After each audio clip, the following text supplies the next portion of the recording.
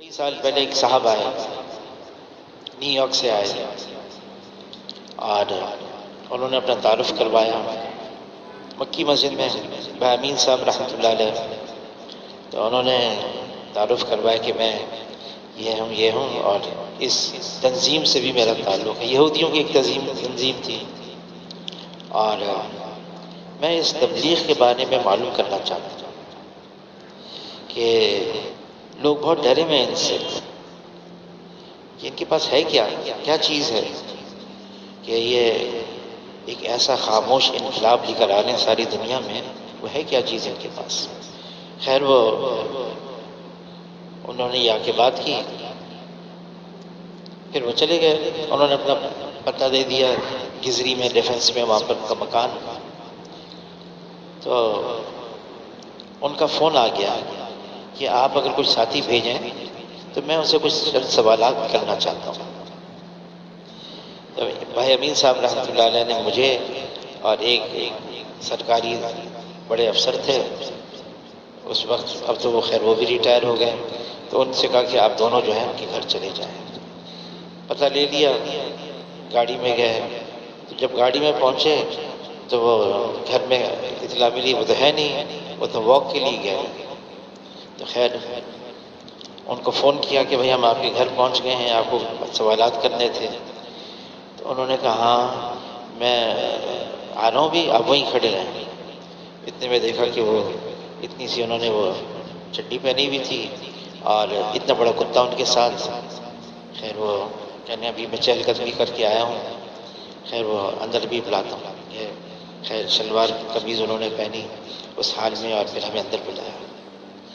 انہوں نے کہا کہ آپ کا منشور کیا ہے؟ تو ہمارے جو تھے صاحب میرے برابر میں جو ساتھ گئے تھے، انہوں نے 6 نمبر بیان کیے، 6 نمبر بیان کیے۔ تو انہوں نے انگریزی میں کہا ویری ان امپریسو، میں سے متاثر نہیں ہوا۔ رائے ونڈ کہاں ہے؟ تو انہوں نے بتایا وہ اس طرح سے رائے ونڈ ہے، یہ ہے ادھر۔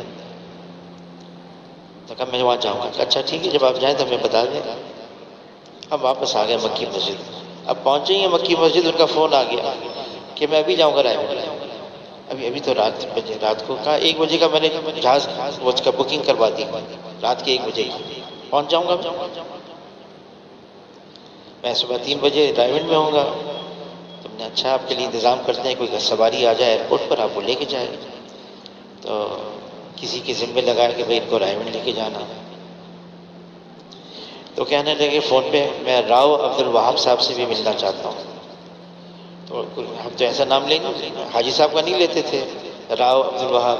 خیر انہوں نے یہ نام لیا، خیر چلے گئے۔ گرمیوں کا زمانہ تھا اور 3:20 پہ فجر کی اذان ہوتی تھی۔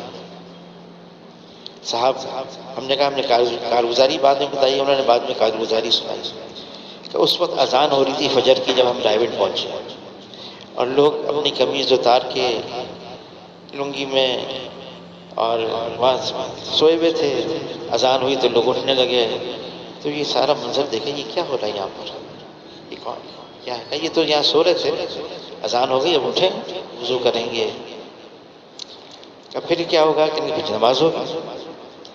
تو ان کو وہاں پر نماز کے لیے فجر کی نماز ہوئی، جماعت ہوئی، حاجی صاحب نے بیان شروع کیا۔ اب یہ ادھر ادھر دیکھیں، وہ دیکھا وہ مجمع رات مختصر مجمع سونے لگا، سو رہا ہے، بات بھی ہو رہی ہے اور بات بھی وہ کچھ سمجھ میں نہیں آ رہی تھی کیا بات کر رہی ہے۔ خیر مجمع بھی سو رہا ہے۔ تھوڑی دیر کے بعد انہوں نے دیکھا جو بیان کرنے والا وہ بھی سو گیا۔ اتنے حیران ہو گئے یہ کیا ہے، بیان کرنے والا بھی سو گیا اور سامنے جو مجمع بیٹھا یہ بھی سو رہا ہے۔ خیر وہ تو پہلی ویسی انہوں نے کہا تھا، واپس آ گئے۔ پھر فون کیا بھائی امین صاحب رحمۃ اللہ علیہ، وہی جماعت چلی جائے بھی گیا۔ کہ مجھے تو کچھ سمجھ بھی نہیں آئی۔ کہ وہاں گیا تو بیان کرنے والا بھی سو رہا تھا، جہاں سامنے جو بیان سنے وہ بھی سو رہے تھے، اور بیان کیا ہو رہا تھا وہ بھی مجھے سمجھ میں نہیں آئی۔ لیکن میں حیران ہوں کہ اتنے ہم خائف کیوں ہیں آپ لوگوں سے، اتنے ڈرے بھی کیوں ہیں آپ لوگوں سے، آپ کے پاس تو کچھ بھی نہیں ہے۔ بہرحال وہ واپس چلے گئے۔ حاجی صاحب بیان کرتے کرتے کرتے سو جاتے تھے، اور اکثر یہی ہوتا تھا، پھر جاگ جاتے تھے، سوتے سوتے پھر اٹھ جاتے، پھر جہاں سے بات ختم کی تھی نا، چھوڑی تھی، وہیں سے شروع کرتے تھے، وہیں سے شروع کرتے، اور بات کرتے رہتے۔ شروع میں جب گئے تھے تو حاجی صاحب کی بات 3 گھنٹے 4 گھنٹے یہاں تک کہ 5 گھنٹے بھی ہوتی تھی، مسلسل کھڑے ہو کر بات کرتے تھے، اور کوئی لاؤڈ سپیکر نہیں ہوتا تھا۔ یہ جو ہمارے بڑے ہیں، انہوں نے جو زندگیاں گزاری ہیں جس مشقت اور مجاہدے کے ساتھ، ہمیں اندازہ نہیں ہے۔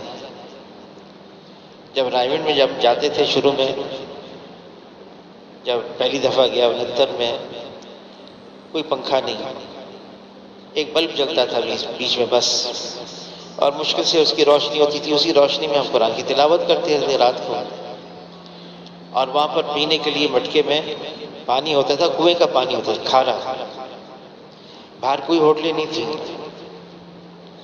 اور دسترخوان بچھتا تھا، تو دسترخوان کو کچھ دیر کے لیے اس کی جو بھاپ ہوتی تھی وہ نکل جائے، پھر بعد میں اس کے پر دسترخوان پر آتی تھی۔